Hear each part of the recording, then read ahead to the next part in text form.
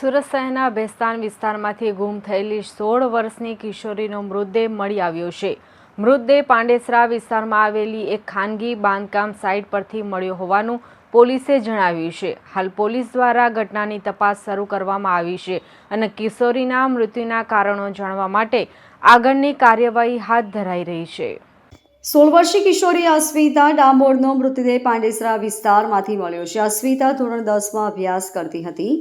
માહિતી મુજબ ગત રોજ સાંજે અસ્મિતા પોતાની સખીના ઘરે જવા નીકળી હતી, પરંતુ રાત્રે ઘરે પરત ન આવતા પરિવારજનોએ મોબાઈલ પર સંપર્ક કરવાનો પ્રયાસ કર્યો હતો। મોબાઈલ ફોન ન ઉપાડતા પરિવારજનોએ શોધખોળ શરૂ કરી હતી, પરંતુ કિશોરી ન મળતા તાત્કાલિક બેસ્તાન પોલીસ સ્ટેશનમાં ગુમ થયાની ફરિયાદ નોંધાવી હતી। પોલીસે તાત્કાલિક તપાસ હાથ ધરી અને કિશોરી પાંડેસરા વિસ્તારમાં હોવાનું માલુમ પડ્યું હતું। પોલીસ જ્યારે પાંડેસરાના સ્વપ્નલોક બાંધકામ પર પહોંચી ત્યારે અસ્મિતા મૃત હાલતમાં મળી આવી હતી। હાલ પાંડેસરા પોલીસે ઘટનાની તપાસ શરૂ કરી છે અને કિશોરીના મોતના કારણોને લઈ વિવિધ એંગલથી તપાસ ચાલી રહી છે। મારી દીકરી ઘરેથી ગઈ અને 8 વાગ્યા 7 વાગ્યા પછી ફ્રેન્ડની ત્યાં જેવું એવું કરીને ગઈ, તો એ પાછી અમને એને શોધખોળ કરી પણ અમને મળી નહીં।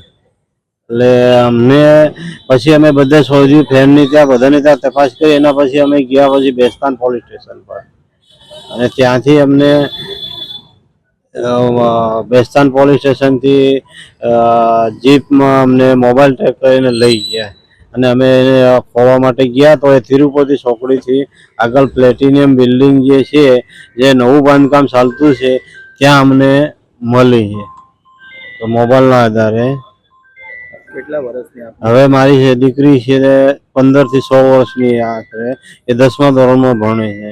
શું લાગે છે? મને એવું લાગે છે કે જે એની ફ્રેન્ડની ત્યાં જતી હતી ત્યાંથી વળતા એમની ફ્રેન્ડ નહોતી, તે ઘરે આવતી વખતે રિક્ષામાં બેઠી તો એની સાથે કોઈ ઉતરવા નહીં દીધી ઘરે આવવા માટે, અને એ ઉલટી રિક્ષા એ બાજુ લઈ ગયા। એને પ્રિયંકાથી સંગમમાં આવવા 1/2 કિલોમીટર બી નથી, તો એ પ્રિયંકાથી ત્યાં કેમ ગઈ તિરુપતિ પાસે, અને કોઈ દિવસ જાય નહીં એવું છે, એવી છોકરી છે। અને પોલીસની કે અમને પૂરેપૂરો ન્યાય મળે, એનો સાચો હકીકતમાં શું છે એ અમારી બાંહેધરી છે।